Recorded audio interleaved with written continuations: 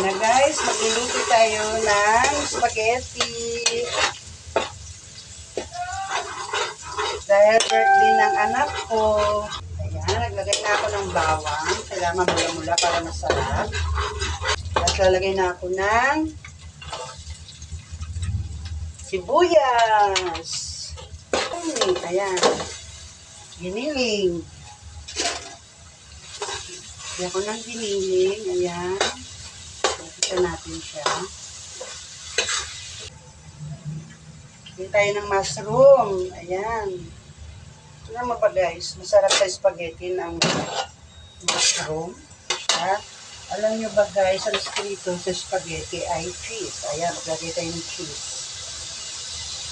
Hindi lang pantapos, kailangan isawag din natin. So, hiniling pa lang, ayan.